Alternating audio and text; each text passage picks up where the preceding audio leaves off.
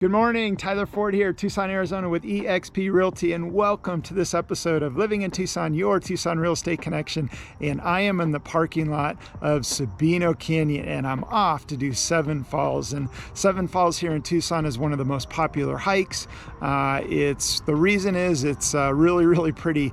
It's worth the effort to get up there. And the reason it's called Seven Falls is because there's 7 crossings throughout the Bear Canyon Creek. And depending on the time of the year, you need to be a little bit careful because there can be quite a bit of water. So in the summer, during the monsoon seasons, and during the winter, if we've had a lot of snow and a lot of snow melt, the river can be rather high. So it's a little technical in terms of the crossings, but to get into Sabino Canyon, there is a fee. It's $8 to get in for the day, and a lot of times if you come in early morning, there's nobody in the guard gate, so you can pay, and they do check, so make sure you do pay to get in because you will get a ticket.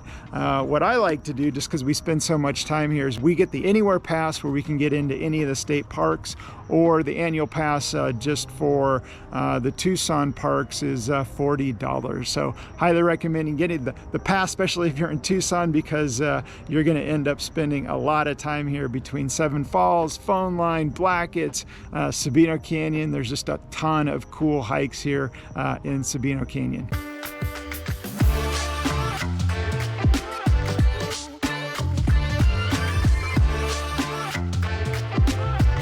So I am off. This morning I'm going to do more of a hike. A lot of times I'll do trail run and do a combination of hiking and running. But again, the trail can be, this trail is a little technical. So for me, it's a combination of both, especially in the river crossings. You want to be pretty careful because some of the river rocks can get really slick. I've taken plenty of diggers crossing the rivers. And another thing I'd recommend, I'm not doing it today, is especially if there's a lot of water, is trekking poles. It just will help you get across the crossings a little bit easier and stabilize you and keep you from slipping. From Sabino Canyon to top of Seven Falls, it's 4 miles, so it's a total of 8-mile round trip. Here we go.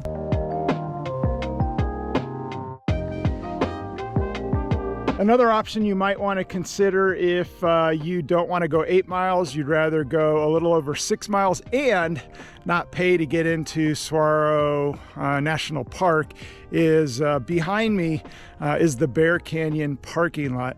And you don't have to pay to park there. It decreases the hike up to Seven Falls by about 1.5 miles. So how you get there is from Tanque Verde, you just head north on Bear Canyon. Bear Canyon will eventually dead end, and then you're going to turn left on a dirt road and just follow that around for about 1/4 mile. You'll see the parking lot and the trailhead, and there you go. But it's behind me, and we live on the east side of town, so a lot of times we'll park here just to make the drive shorter. And also we've got the annual pass, so it's not a big deal. So if we're wanting a little bit shorter, quicker version without having to park at Sabino Canyon, that is what we do. I am at the trailhead right now. It's about 1.85 miles from Sabino Canyon parking lot. And before you head up, you've got a little over 2 more miles to go to the top of Seven Falls. There is a water spigot right at the trailhead, so make sure you fill up, especially in the summer months. When it's super hot out, you want to make sure you're plenty hydrated.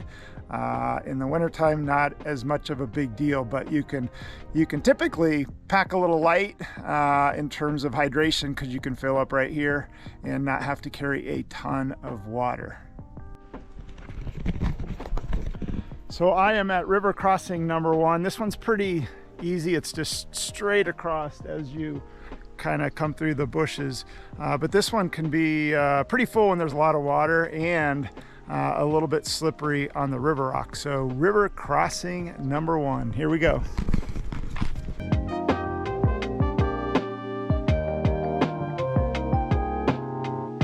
River crossing number 2, this one's pretty straightforward. And again, depending on the time of the year, there may or may not be water, but if there is water, just get wet. It's just the nature of it. Even in the wintertime when it's a little bit cold, get wet. That is the fun of it. So river crossing number 2.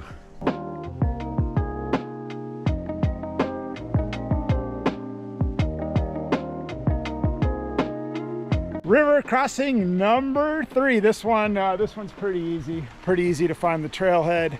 And again, if there's a lot of water, you just kind of pick your way and find the rocks to get you over. Hopefully not getting wet, but again, getting wet is the fun of doing Seven Falls. Here we go, river crossing number 3. River crossing number 4. This one's pretty easy. You can see the trailhead from one side to the other. So river crossing number 4. Here we go.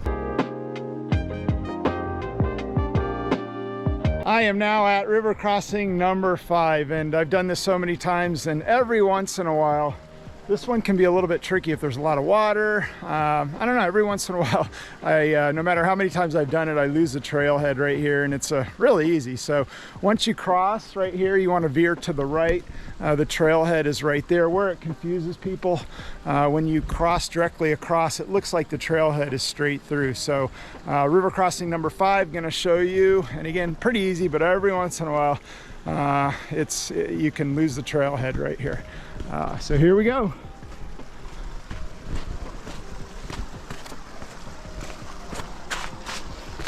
Once you get across, just veer to the right, and the trailhead is, or the trail actually picks back up right here. I am at river crossing number 6, and this one, again, fairly easy, and it's pretty easy to pick up the trailhead. So river crossing number 6, if there's a lot of water flowing, this one can be a little bit higher than the others because it's narrower. But the next river crossing number 7, is the most challenging one, the most technical one. And once you get past river crossing number 7, which I'll show you, then you start to go up a little bit of a switchback and start to climb, and then that's when you start to get the view of Seven Falls. So river crossing number 6, here we go.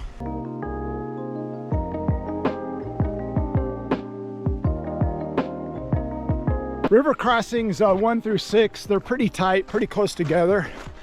And then you've got a little bit of a gap between number 6 and number 7.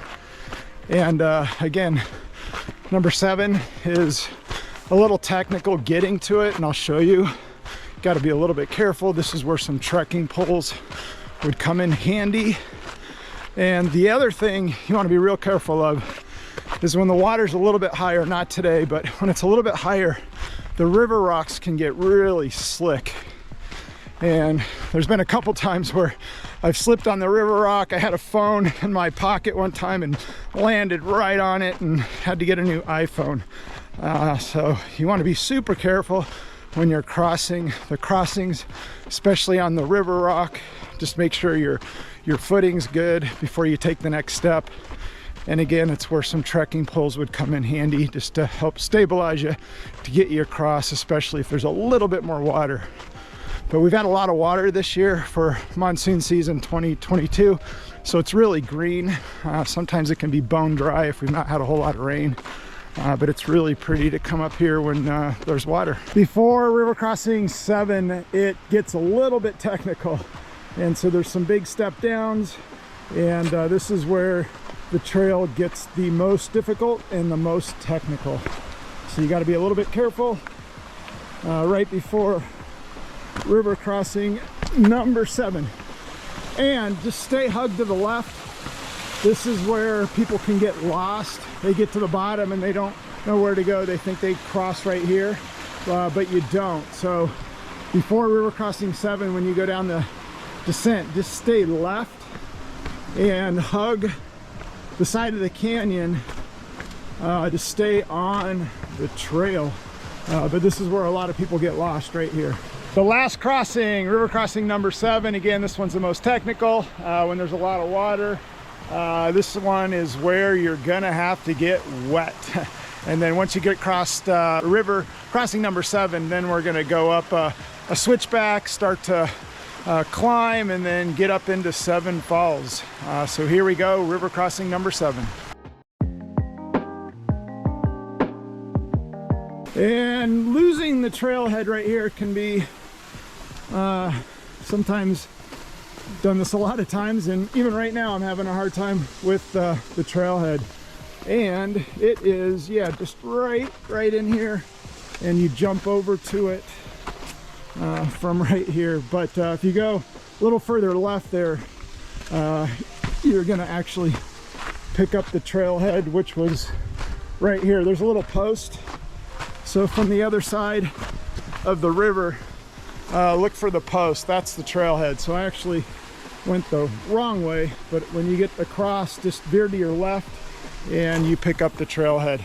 So that is river crossing number 7. At river crossing number 7, there's a nice little pool, and even though the pool's bigger up at Seven Falls, which I'm going to show you, a lot of times my wife and I will like to come and take a dip and swim right in here because it's not as crowded, and you can go right over to that waterfall when there's water flowing.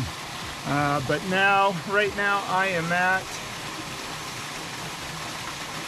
I'm at 3.47 miles, so we've got about a half a mile to go. So once you get to river crossing number 7, you got about a half a mile, and once you get to the top of the little climb, you'll start to look down into Seven Falls. So let's get it.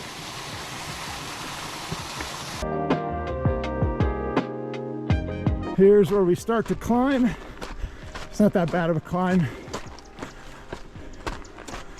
A little switchback, get up to the ridge line to look down into Seven Falls, and then you kind of descend down into Seven Falls. So we climb up above it, and then we go down into it. As you're starting up into the switchbacks, you want to look right. Do not miss this view.